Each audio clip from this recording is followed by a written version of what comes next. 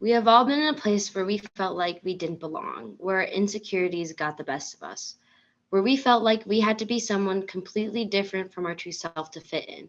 People experience this in a variety of different places, whether that be a workplace, a home, or a party.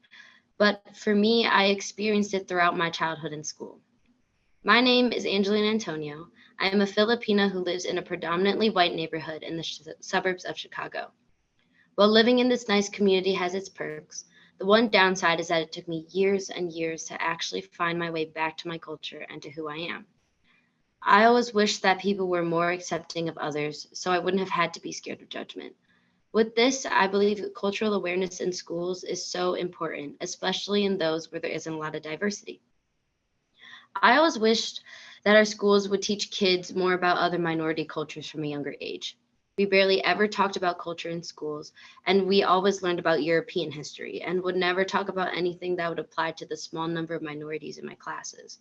Because why should we? Especially if there were only a few of us that it would apply to. Most of my friends didn't really know anything about other cultures besides their own, and I never really wanted to talk about mine either, mostly because I was scared to be judged. So I turned out to be an extremely insecure little kid.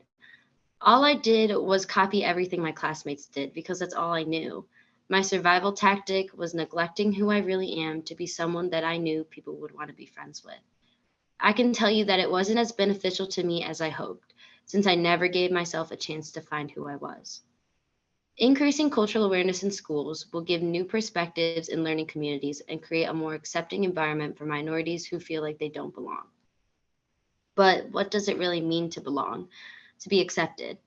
Acceptance can easily be said to be a common desire among humans. We ask ourselves, how do we feel accepted? How do we know when we are accepted? In my experience, I've gathered that feeling accepted means to feel comfortable to share and present who we are in a space that matters to us. A study conducted by Walden University researchers Beatty Baltz, David Hernandez, and Christina Collins made successful efforts to find positive connections between multicultural interactions and its benefits on students' attitudes. They collaborated with the Cultural Awareness Consortium, abbreviated to the CAC, which is located in an urban school district in Michigan. The CAC provides Michigan high school students with opportunities to interact with others of varying cultures. They studied a 4-month period in which students would take advanced placement courses that are not provided by their own high school and would be integrated with other students of different backgrounds. The policies in place by the CAC had an emphasis on respecting everybody within the program, regardless of race, religion, or ethnicity, in which students were encouraged and monitored to create a quote, positive cross cultural collaborative experience. In order to facilitate this, students participated in frequent discussions on topics like cultural history or ethnic commonalities. Thus, these students were able to present and share who they are in a comfortable environment.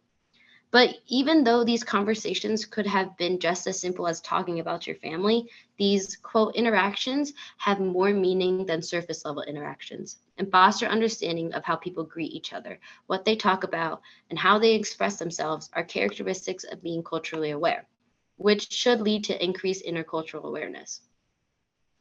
In the conclusion of the research, it was found that the attitudes of students on multicultural relationships, including their ability to interact more easily with students from varying backgrounds, increased significantly after a 4-month participation in the CAC. It was noted that the students acted with more respect to each other and to different cultures, which ultimately contributed to the increase of acceptance of others. Quote, these students will now be able to take their new attitudes and values with them into the workforce after they graduate. They may serve as models of appropriate acceptance, reducing interracial tension, resentment, and violence. So the benefits of increasing cultural awareness in youth is effective for society in the long run. To increase cultural awareness and acceptance within ethnic groups, you will need to have components like face-to-face interactions, a comfortable environment to hold discussions, respectful and engaged listeners, and the ability to appreciate different perspectives and collaboration. That is how we can make our society productive. That is how we can teach our students to be more culturally aware. But most don't know how to be culturally aware, or they don't want to come off as rude, so they don't engage at all. So giving everyone in a school a chance to interact with each other on the basis of culture makes them more excited and willing to do it. That is the approach my high school took with our first ever culture fair and culture week. This event meant a lot to me for many reasons. An important part is that I helped plan the culture week from the beginning of the school year up until the event in March.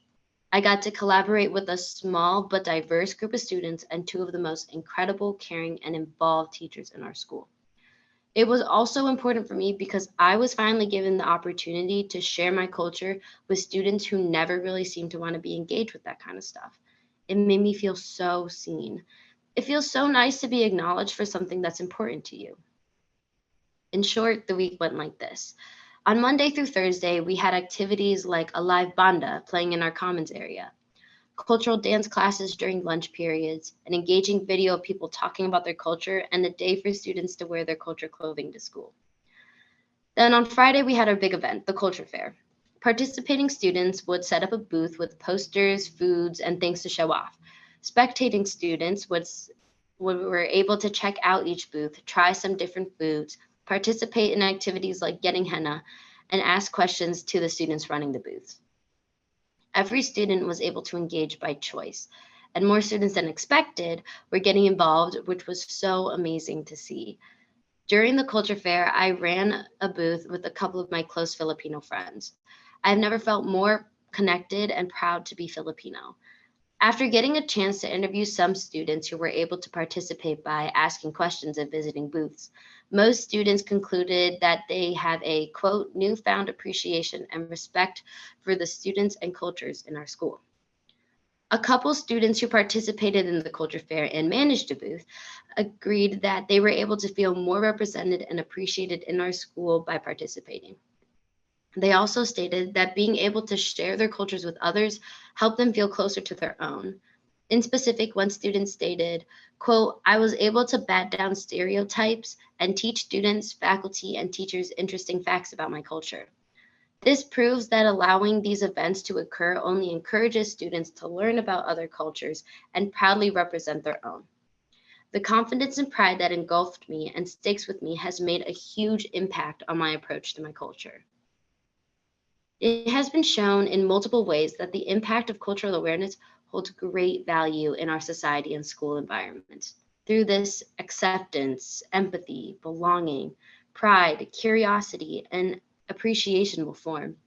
I strongly believe we should provide our younger generations with the ability to be more culturally aware from a younger age, so we can reduce so much racial tension in the future. As a society, we also need to make more of an effort to have these interactions with people outside of our own bubble. Expanding our knowledge on other cultures, being open to learning about different perspectives, and having those conversations with people about your culture and theirs. That will help those insecure little kids feel like they do belong. That is how we can change our future.